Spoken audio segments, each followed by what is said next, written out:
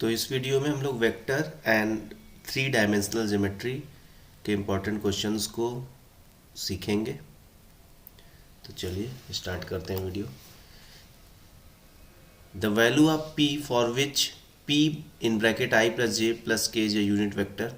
p की value बतानी है, ये यूनिट वेक्टर गिवन है। तो जो भी वेक्टर है, सपोज हम इसको वेक्टर a सपोज कर ले रहे हैं, तो vector a is equal to what, p के अंदर मल्टीप्लाई करा दें तो p i cap, p j cap, p k cap, and since it is unit vector so its magnitude will be equal to 1. Okay, and magnitude निकलता कैसे है? Magnitude निकलता कैसे? अंडर रूट आई के कोफिशिएंट का स्क्वायर प्लस जे के coefficient का square plus के कोफिशिएंट का square. So we can write here p square plus p square plus p square, क्योंकि आई जे के तीनों का कोफिशिएंट पी ही है। और ये हो जाएगा आपका 3p स्क्वायर रूट में, स्क्वायरिंग एंड बोथ साइड कर दें अगर तो रूट भी है कैंसिल हो जाएगा और उधर तो 1 ही रहेगा। तो p square is equal to आ जाएगा 1/3। देन p की वैल्यू आ चुकी है यहाँ पे plus minus 1/√3। Okay, here x and y are 2 points with position vector. देखिए यहाँ पे हम ये x सपोज कर ले रहे हैं और ये y सपोज कर ले रहे हैं। x का जो पोजीशन वेक्टर गिवन है वो 3 times vector a plus vector b है, और y का जो पोजीशन वेक्टर है वो vector a minus 3 times vector b है। और एक पॉइंट है z इसी एक्स वाई पे जो कि 2:1 में एक्सटर्नली डिवाइड कर रहा है। मतलब x से लेके z तक का डिस्टेंस अगर हम 2 से रिप्रेजेंट कर रहे हैं तो y से लेके z तक के डिस्टेंस को हम 1 से रिप्रेजेंट करेंगे। तो यहाँ पे हमसे z का पोजीशन वेक्टर पूछा है, पोजीशन वेक्टर ऑफ z जानना चाह रहा है। तो देखो कैसे करेंगे। अगर हम x वाला डिस्टेंस लेंगे 2, तो y वाले पोजीशन वेक्टर से मल्टीप्लाई करेंगे a माइनस 3b, और y वाला अगर डिस्टेंस लेंगे 1 तो x वाले पोजीशन वेक्टर, x के पोजीशन वेक्टर से मल्टीप्लाई करेंगे ना। और बीच में माइनस इसलिए लगा क्योंकि एक्सटर्नली है, इंटरनली रहता तो प्लस लगता, और अपॉन रेशियो का भी माइनस कर देंगे, बस हो गया। नीचे तो 1 आ जाएगा, 2a minus 3a minus a हो जाएगा, और माइनस 6b और माइनस b माइनस 7b हो जाएगा। ये हम लोग यहाँ पे सॉल्व कर लेंगे। नेक्स्ट क्वेश्चन देखते हैं।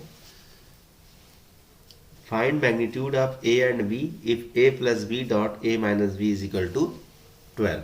ओके, एंड गिवन है magnitude of a is 2 times of magnitude of b। Okay, तो हम इसी को पहले लिखते हैं, vector a plus vector b dot vector a minus vector b, this is equal to 12। अब इसका अगर हम मल्टीप्लाई करा लें तो a को उठाएंगे दोनों के साथ डॉट प्रोडक्ट, तो a dot a minus a dot b, फिर b का दोनों के साथ डॉट प्रोडक्ट तो b dot a minus b dot b, and this is equal to 12। a dot a को हम लिख सकते हैं मैग्नीट्यूड ऑफ a का स्क्वायर, और यहाँ देखिए a dot b dot a एक ही होता है, प्लस माइनस है तो कैंसिल हो गया, और b डॉट a हो गया आपका मैग्नीट्यूड ऑफ b का स्क्वायर। मैग्नीट्यूड ऑफ a को लिख सकते हैं 2 times of magnitude of b given है, तो इसको लिख दिए 2 times of magnitude of b, और ये स्क्वायर लगा हुआ है, minus magnitude of b is equal to 12। Okay, तो 4 हो जाएगा, 4b स्क्वायर में से b स्क्वायर हो जाएगा, 3 times magnitude of b square is equal to 12 हो जाएगा। तो magnitude of b square is equal to 4। तो यहाँ से हम लोग देख सकते हैं कि magnitude of b is equal to, ये हो जाएगा प्लस माइनस 2 ना होके केवल 2 होगा। ओके, तो मैग्नीट्यूड ऑफ b की वैल्यू 2 आ जाएगी, तो मैग्नीट्यूड ऑफ a कितना हो जाएगा? 4 हो जाएगा, क्योंकि b का 2 टाइम्स है। नेक्स्ट, यहाँ पे projection of vector a on vector b दिया हुआ है 0। पहले तो आपको ये पता रहना चाहिए पॉइंट ना, क्या कि projection of vector A on vector B is equal to A dot B upon magnitude of B. Okay, तो यहाँ पे प्रोजेक्शन दिया हुआ है 0, means A dot B upon magnitude of B की value, A dot B upon magnitude of B की value क्या given है 0। तो ए डॉट बी निकलेगा कैसे, ये आपका ए है, ये आपका बी है, क्रॉस डॉट प्रोडक्ट निकालिए तो आई के कोएफिशिएंट का आई के कोएफिशिएंट से मल्टीप्लाई कराएंगे 2, जे वाला उधर है नहीं तो 0 होगा, और के कोएफिशिएंट का मल्टीप्लाई कराएंगे तो 3 लैम्डा हो जाएगा, और अपॉन बी का क्या होगा, आई के कोएफिशिएंट का स्क्वायर, जे है नहीं, के कोएफिशिएंट का square is equal to 0। Cross multiply कर लेंगे हम लोग तो 2 + 3 लैम्डा इज इक्वल टू 0 आ जाएगा। तो यहाँ से लैम्डा की वैल्यू आपको मिल जाएगी -2/3। इस क्वेश्चन को देखते हैं। यहाँ a b c 3 vectors given है, ए बी सी का मैग्नीट्यूड है। इस लाइन को पढ़ो क्या लिखा है, if the projection of b along a is equal to projection of c along a ना। पहले इस पॉइंट को लिख लिया जाए गिवन में कि b का a पर प्रोजेक्शन, तो b का a पर प्रोजेक्शन क्या होगा, b dot a upon a का मैग्नीट्यूड। ठीक है, ये b along a क्या होगा, b dot a upon a का मैग्नीट्यूड, और c along a क्या हो जाएगा, c डॉट a अपॉन a का मैग्नीट्यूड। तो ये इससे कैंसिल हो जाएगा। तो गिवन से एक बात आ गई कि b डॉट a की वैल्यू c डॉट a के इक्वल है, और फिर लिखा है b c are perpendicular to each other, यहाँ पे लिखा है ईच अदर, तो बी और सी आपस में परपेंडिकुलर है, तो आल्सो अगर बी परपेंडिकुलर है सी के तो इसका मतलब होगा कि बी डॉट सी की वैल्यू क्या हो जाएगी 0। अब हमको ये फाइंड करना है, तो चलो स्टार्ट करते हैं। कैसे फाइंड किया जाएगा, magnitude of 3 times a vector -2 times b vector +2 times c vector. इसको स्टार्ट कैसे करेंगे, इसका स्क्वायर लगाएंगे। तो इसके स्क्वायर को किसी भी वेक्टर के मैग्नीट्यूड के स्क्वायर को क्या लिख सकते हैं, उसी को 2 बार लिख देंगे डॉट प्रोडक्ट में। तो ये 3a - 2b + 2c dot 3a - 2b + 2c, इस तरीके से लिखेंगे। अब 3 का तीनों में डॉट प्रोडक्ट कर, इस 3a का तीनों में डॉट प्रोडक्ट कराएंगे तो 3 3 9, a डॉट a को लिखेंगे मैग्नीट्यूड ऑफ a का स्क्वायर। 3a का इसमें 2b में कराएंगे तो 6 टाइम्स a डॉट b, फिर c में कराएंगे तो 3 2 6 टाइम्स a डॉट c, फिर -2b को उठाएंगे इन तीनों में कराएंगे तो -6 times b dot a, and 2b का -2b में होगा तो +2 2 4 b dot b, magnitude of b का स्क्वायर हो जाएगा,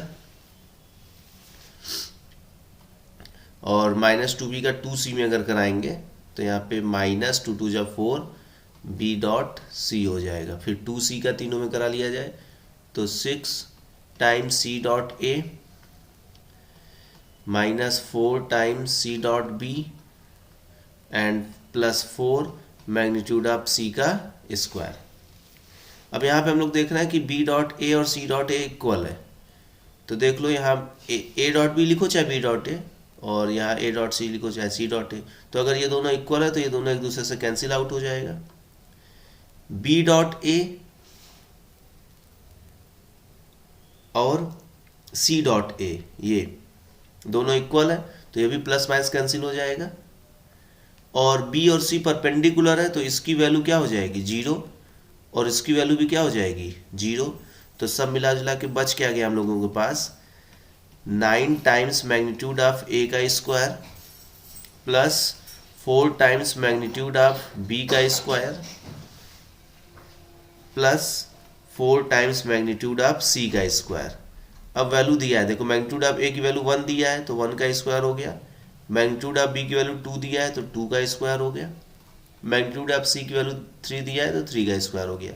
तो 9 4 36, 2 2 4 + 16, प्लस 9 1 जा 9, तो ये आपका हो जाएगा 61। और ये स्क्वायर लेके चले थे ना, लेकिन स्क्वायर का तो वैल्यू पूछा नहीं, तो स्क्वायर उधर जाएगा, तो √61 आंसर आ जाएगा आपका।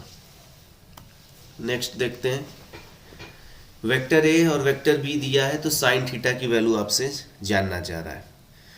तो फॉर्मूला लगेगा vector a cross vector B is equal to magnitude of a magnitude of b into sine theta into n cap रहता है, लेकिन एन कैप को हटाने के लिए इधर मैग्नीट्यूड लगा दिए। तो चलो पहले हम लोग vector a cross vector b find करते हैं। कैसे होगा, डिटर्मिनेंट बनेगा, फर्स्ट रो में आई जे के लिख लिए, आई जे के कोफिशिएंट को लिख लिए, इधर बी में आई जे के कोफिशिएंट को लिख लिए, तो ये आई हो गया आपका, और मल्टीप्लाई कर लेंगे तो -2 और ये प्लस हो जाएगा 6, फिर जे वाला हो जाएगा तो 1 - 9 और के हो जाएगा तो -2 + 6, तो 4 टाइम्स आई वेक्टर और -8 रहेगा तो ये +8 हो जाएगा, 8 टाइम्स जे वेक्टर और ये आपका हो गया 4 टाइम्स के वेक्टर। अब ए क्रॉस बी अगर आ गया है तो इसका मैग्नीट्यूड कैसे निकलेगा, √ आई के कोफिशिएंट का स्क्वायर प्लस जे के कोफिशिएंट का स्क्वायर प्लस के कोफिशिएंट का स्क्वायर, तो ये आ जाएगा आपका 16 + 64 + 16, तो ये आपका आ गया 6 4 10 16, 6 7 8 1 9, √96, और √96 को हम लोग लिख सकते हैं 4√6, तो इसकी वैल्यू आ गई 4√6। और ए का मैग्नीट्यूड क्या होगा, √ आई का कोफिशिएंट, जे का कोफिशिएंट, ए में आई जे के का कोफिशिएंट का स्क्वायर और बी के आई जे के का कोफिशिएंट का स्क्वायर हो जाएगा यहाँ पे आपका, और इनटू साइन थीटा, तो ये हो गया आपका 4√6 और ये 9 4 13 है कि 14 हो जाएगा और ये भी 14 हो जाएगा, साइन थीटा √14 हो जाएगा, तो साइन थीटा की वैल्यू जो आ जाएगी वो आ जाएगी 4√6 अपॉन 14, 2 से कैंसिल कर लेंगे तो 2 2 जा 4, 2 7 जा 14, तो 2/7 ये आंसर हो गया। बोल रहा है if a line makes equal angles with the coordinate axis then what are the direction ratio. कह रहा है एक लाइन इक्वल एंगल बना रहा है कोऑर्डिनेट एक्सिस से, मतलब अल्फा बीटा और गामा तीनों की वैल्यू इक्वल है। अगर तीनों में हम लोग कॉस लगा दें, तीनों में कॉस ऑपरेट कर दें, तो इसको L बोलते हैं, इसको M बोलते हैं, इसको N बोलते हैं, मतलब कहना चाह रहा है कि L M N तीनों की वैल्यू क्या है, इक्वल है। एक रिलेशन हम लोग पढ़े हैं, L² + M² + N² = 1। अब तीनों की वैल्यू अगर इक्वल है तो तीनों के प्लेस पे L लिख सकते हैं, तो L² + L² + L² = 1, so 3 times L² = 1, so L² = 1/3, तो L की वैल्यू आ गई +-1/√3, और तीनों इक्वल है तो M की वैल्यू भी सेम हो जाएगी एंड N की वैल्यू भी सेम हो जाएगी। ठीक, नेक्स्ट चलते हैं। हाँ, वेक्टर एंड कार्टेशियन इक्वेशन बताना है जो 2 पॉइंट, एक लाइन का जो 2 पॉइंट से पास कर रहा है। तो इसको पहले आप समझ लीजिए कि अगर ये एक लाइन है और सपोज ये 2 पॉइंट से जा रहा है, एक पॉइंट का पोजीशन वेक्टर A है और दूसरे पॉइंट का पोजीशन वेक्टर B है। जैसे अगर ये एक पॉइंट है तो इसके पोजीशन वेक्टर को अगर A से रिप्रेजेंट कर रहे हैं तो A को क्या लिख सकते हैं, 3i, 4j, -7k, और इसको अगर B से रिप्रेजेंट कर रहे हैं तो B को क्या लिख सकते हैं, 1i, -1j + 6k, ये लिख सकते हैं। ठीक है, तो इसके लाइन का इक्वेशन का फॉर्मूला क्या बनेगा, ये होगा r vector = a + lambda times vector b minus vector a, ये फॉर्मूला बनेगा। तो चलो वैल्यू यहीं पे रख देते हैं। तो a की वैल्यू क्या गिवन है, 3i plus 4j minus 7k plus lambda b minus A करने का मतलब 1i में से 3i चला जाएगा माइनस 2i और माइनस 1j और ये माइनस 4j तो माइनस 5j एंड 6 ये प्लस हो जाएगा 7 6 13। ये आंसर आ जाएगा। ये वेक्टर फॉर्म है ना। अगर आपसे कार्टेशियन फॉर्म बोलेगा, ठीक है, ये तो वेक्टर फॉर्म हो गया ना। अब इसको अगर हम इरेज कर दें और यहाँ पे आपका फिर से कार्टेशियन फॉर्म का लिखें, कार्टेशियन फॉर्म ना, तो कार्टेशियन फॉर्म देखो क्या आएगा। कार्टेशियन फॉर्म क्या आएगा, x minus x1 upon x2 minus x1 is equal to y minus y1 upon y2 minus y1 is equal to z minus z1 upon z2 minus z1। ये आपका हो गया x1 y1 z1 और ये हो गया आपका x2 y2 z2। वैल्यू रख दिया जाए तो x1 की वैल्यू 3 और x2 माइनस x1 करेंगे तो माइनस 2 आ जाएगा। y1 की वैल्यू 4, y2 माइनस y1 करेंगे तो माइनस 5 आ जाएगा। z1 की वैल्यू माइनस 7 है तो ये प्लस 7 हो जाएगा और 6 माइनस माइनस 7 तो 13 आ जाएगा। ये कार्टेशियन फॉर्म आ गया। यही एक नोट और आप जान जाइए, हालांकि इस क्वेश्चन में नहीं है फिर भी अगले क्वेश्चन में काम आएगा नेक्स्ट। तो आप जानिए कि अगर कोई लाइन है और जो कि x1 y1 z1 पॉइंट से पास कर रहा है, जिसके पोजीशन वेक्टर को हम a से दिखा रहे हैं, और ये लाइन जो है एक वेक्टर b के पैरेलल है, तो इस लाइन का इक्वेशन क्या होगा। मान लो कोई वेक्टर b है जिसको हम बोलते हैं a i cap, b j cap, c k cap, तो इसका इक्वेशन क्या होगा। इसका इक्वेशन होगा vector a plus lambda times vector b और कार्टेशियन फॉर्म क्या होगा, x minus x1 upon a मतलब पैरेलल वेक्टर के i का coefficient, y minus y1 upon b मतलब पैरेलल वेक्टर में j का कोफिशिएंट, और z minus z1 upon c मतलब पैरेलल वेक्टर में k का कोफिशिएंट, और x1 y1 z1 तो ये पॉइंट का निकल जाएगा ना, तो ये भी यूज होगा। नेक्स्ट,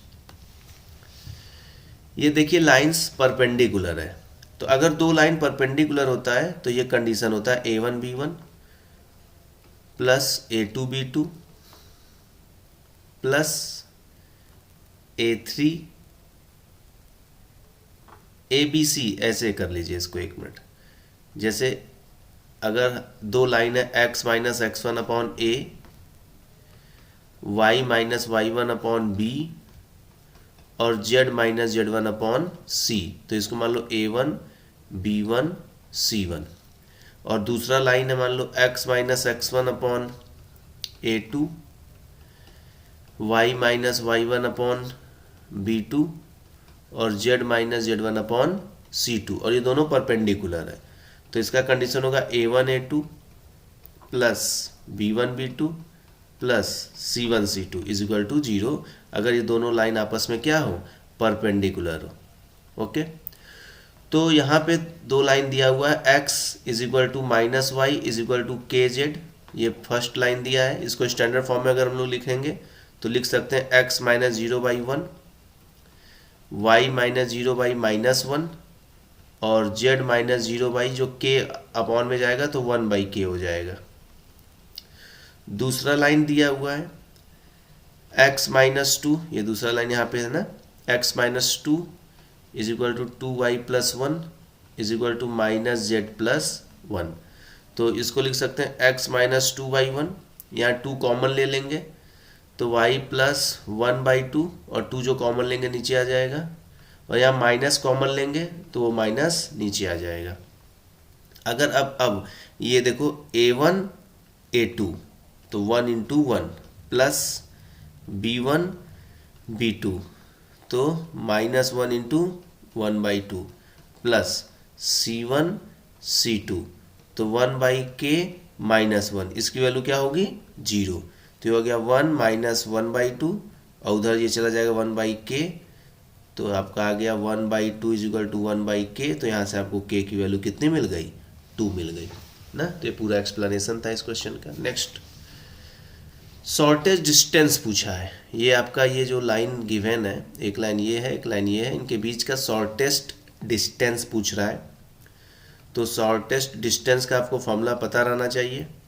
फॉर्मूला होता है vector A2 minus vector A1 dot vector B1 cross vector B2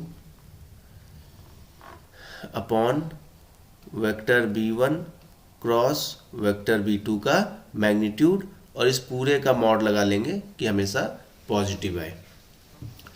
ठीक है, तो पता कैसे लगे ये A1 A2 क्या है? ये आपका A1 की वैल्यू है, ये B1 की वैल्यू है ना। कंपेयर किससे करेंगे? R is equal to A plus lambda B से करेंगे। तो ये आपका A1 हो गया, ये B1 हो गया, और ये हो गया A2 और ये हो गया B2। तो लिख लेते हैं here vector A1 is equal to 4i minus j cap, vector A2 is equal to i minus j plus 2k cap, vector B1 is equal to i plus 2j minus 3k cap, and vector B2 is equal to, ये this is B2, erase कर फिर से लिख दे रहे हैं इसको, यहाँ पे आपका ये हो गया vector B2, this is 2i cap plus 4j cap minus 5k cap. Okay, तो A1 A2 हो गया। चलिए अब क्या करेंगे भाई, A2 माइनस A1 निकाल लेंगे। तो A2 माइनस A1 निकाल लो, तो i minus 4i minus 3i हो जाएगा, जे कट जाएगा, और 2 के माइनस 0 ये 2 के आ जाएगा। अब B1 क्रॉस B2 निकाल लो। कहोगे B1 क्रॉस B2 कैसे निकलेगा सर? डिटर्मिनेंट से निकलेगा। फर्स्ट रो में i j के लिख देंगे और B1 का कोफिशिएंट और इसमें B2 का कोफिशिएंट। ठीक है, इसको सॉल्व कर लेते हैं हम लोग। तो सॉल्व कर लेंगे i, ये हो जाएगा इसका मल्टीप्लाई करेंगे -10 और +12। जैसे डिटर्मिनेंट सॉल्व करते हैं, i लिखे तो i का रो और कॉलम डिलीट हो गया ना, तो 2 का -10 और ये +12, तो 2, फिर j का कॉलम और रो डिलीट हो जाएगा, तो -5 + 6 1 आ जाएगा, फिर k का डिलीट हो जाएगा, तो 4 - 4 0 हो जाएगा, ये आ गया। तो चलो अब इसका डॉट प्रोडक्ट लेना है। तो ये A2 माइनस A1 हो गया और ये B1 क्रॉस B2 हो गया, दोनों का डॉट प्रोडक्ट लेंगे। तो i के कोएफिशिएंट का i के कोएफिशिएंट से मल्टीप्लाई कराएंगे -6, और j इसमें है नहीं, और k का कोएफिशिएंट 0 है, तो आगे का 0 हो जाएगा। और अपॉन B1 क्रॉस B2 का मैग्नीट्यूड लेंगे, तो 2 का स्क्वायर -1 का स्क्वायर प्लस 0 का स्क्वायर, तो मॉड की वजह से +6 हो जाएगा और नीचे √5 आ जाएगा। रेशनलाइज कर लेंगे तो 6√5/5 यूनिट्स, ये इसका आंसर आ चुका है। Okay, next question. हाँ, ये बहुत ही अच्छा सा क्वेश्चन है, असर्शन रीजन में भले ही आया है, इसके कॉन्सेप्ट्स को समझिए, आपको हम डिटेल में समझा रहे हैं। ये 5 मार्क्स के क्वेश्चन में भी आने का इसका चांस है ना। तो देखो, एक लाइन गिवन है, ओके, ये लाइन है, suppose this is a line L, और लाइन का इक्वेशन क्या है? x + 1/2 y - 3/-2 and z (-1). और असर्शन में पढ़ो तो एक पॉइंट P गिवन है 1 2 -3, और इसका इमेज हमको फाइंड करना है, समझ लो। तो इसका इमेज लगभग, अगर इस लाइन को मिरर सपोज करेंगे तो इसका इमेज यहाँ बनेगा, और इमेज को हम लोग, इमेज के कोऑर्डिनेट को मान लीजिए अल्फा बीटा गामा। तो ये Q, ये P हो गया पॉइंट और ये Q हो गया इमेज, और ये जो परपेंडिकुलर जहाँ पे बन रहा है इसको बोलते हैं फुट ऑफ द परपेंडिकुलर। ये चीज़ जो लिखा है वो पॉइंट R को बोलते हैं। ठीक है, तो चलो देखो कैसे फाइंड होगा। अब देखो, इसको लैम्डा सपोज कर लिए, लेट लैम्डा सपोज करने से यहाँ से तुम्हें अगर x + 1/2 को लैम्डा से इक्वेट करोगे तो x की वैल्यू आ जाएगी 2 लैम्डा -1, और इसको अगर लैम्डा से इक्वेट करोगे तो y की वैल्यू आ जाएगी -2 लैम्डा + 3, और इसको अगर लैम्डा से इक्वेट करोगे तो जेड की वैल्यू आ जाएगी माइनस लैम्डा। अब ये लाइन है तो एक्स वाई जेड कहीं भी हो सकता है, लैम्डा के फॉर्म में है, तो हम पॉइंट आर को मान लिए क्या है 2 lambda minus 1 minus 2 lambda plus 3 ना एंड माइनस लैम्डा, ये पॉइंट आर का कोऑर्डिनेट आ गया। अच्छा, अब अगर पॉइंट आर का कोऑर्डिनेट आ गया और पी गिवन है तो इस पी आर के लिए a1 की वैल्यू, b1 की वैल्यू और c1 की वैल्यू क्या होगी। तो a1 अगर 2 पॉइंट दिया रहता है तो a1 कैसे निकलता है x2 माइनस x1, तो 2 लैम्डा माइनस 1 और ये 1 माइनस करेंगे तो आ जाएगा 2 लैम्डा माइनस 1 माइनस 2, फिर माइनस 2 लैम्डा प्लस 3 माइनस 2 कर लेंगे तो माइनस 2 लैम्डा और 3 में से 2 गया 1, फिर माइनस लैम्डा और ये माइनस कर लेंगे तो प्लस हो जाएगा, तो माइनस लैम्डा प्लस का 3 हो जाएगा। तो ये आ गया। और यहाँ से अगर लाइन को देखो तो ये a2 b2 c2 हो जाएगा ना, तो a2 की वैल्यू 2, b2 की वैल्यू माइनस 2 और c2 की वैल्यू माइनस 1, स्टैंडर्ड फॉर्म में दिया है तब। अच्छा, अब पी आर और लाइन अगर परपेंडिकुलर है तो हम ये कंडीशन लगा सकते हैं a1 b1 plus a2 b2, a1 b1 sorry ये नहीं a1 a2 plus b1 b2 plus c1 c2 is equal to 0।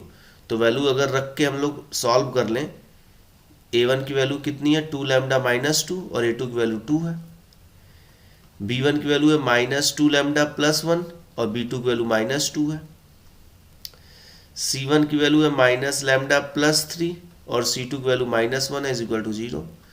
तो हो जाएगा 2 2 जब 4 लैम्डा माइनस 4 और माइनस प्लस तो 4 लैम्डा माइनस 2 और minus minus plus lambda minus 3 is equal to 0। तो हो जाएगा आपका 9 लैम्डा और 4 3 9 हो जाएगा, तो माइनस 9 उधर जाएगा प्लस 9, तो लैम्डा की वैल्यू कितनी आ गई 1। और लैम्डा की वैल्यू 1 अगर रख देंगे तो पॉइंट आर कितना आ जाएगा, यहाँ 1 रख देंगे तो 1 आ जाएगा, 1 रखने पे ये भी 1 हो गया और माइनस 1। तो फुट ऑफ द परपेंडिकुलर देखो आ गया 1 1 माइनस 1 और यहाँ foot of the perpendicular 1 1 minus 1 दिया है, तो रीजन तो ट्रू दिया है। अब Q कैसे निकलेगा, तो देखो P और Q का मिड पॉइंट R है ना, तो मिड पॉइंट लगा दो x1 प्लस x2 बाई 2 मतलब अल्फा प्लस 1 बाई 2। तो मिड पॉइंट में R किसके इक्वल करेंगे 1 के इक्वल करेंगे, तो यहाँ से अल्फा की वैल्यू 1 आ जाएगी।